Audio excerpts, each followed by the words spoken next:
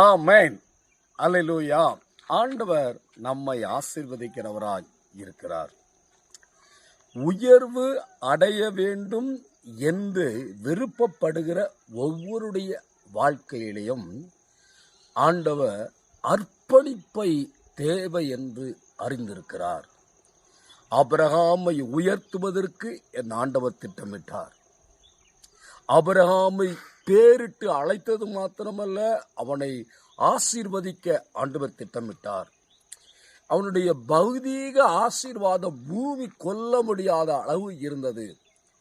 ஆனால் ஒன்று, அவன் ஆவிக்குரிய ஆசீர்வாதம் பெறுவதற்கு ஈசாக்கை அர்ப்பணம் செய்ய வேண்டியது அவசியமாயிருந்தது.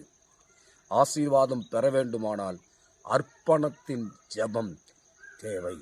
அர்ப்பண ஜெபம் பண்ணின அன்னாள் சாமுவேல் தீர்க்கதரிசியை பெற்றெடுத்தாள். பெண்ணினாளுக்கு பிள்ளைகள் இருந்தது, சரித்திரத்தில் இடம் பிடிக்கவில்லை. அர்ப்பணிக்கப்பட்ட பெண்ணுடைய மகன் ஆசீர்வதிக்கப்பட்டான். இன்றைய நாள் அர்ப்பணிப்போமா? காலை ஜெபத்துக்கு, கர்த்தருக்காக செயல்பட, கர்த்தருடைய ஊழியத்தை செய்ய, கர்த்தருடைய நாமத்துக்கு மகிமையை கொடுக்க நம்மை அர்ப்பணம் செய்வோமானால் சுகமான வாழ்வை நாம் பெற்றுக்கொள்வோம்.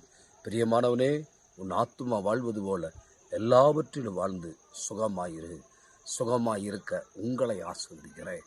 ஆமென்.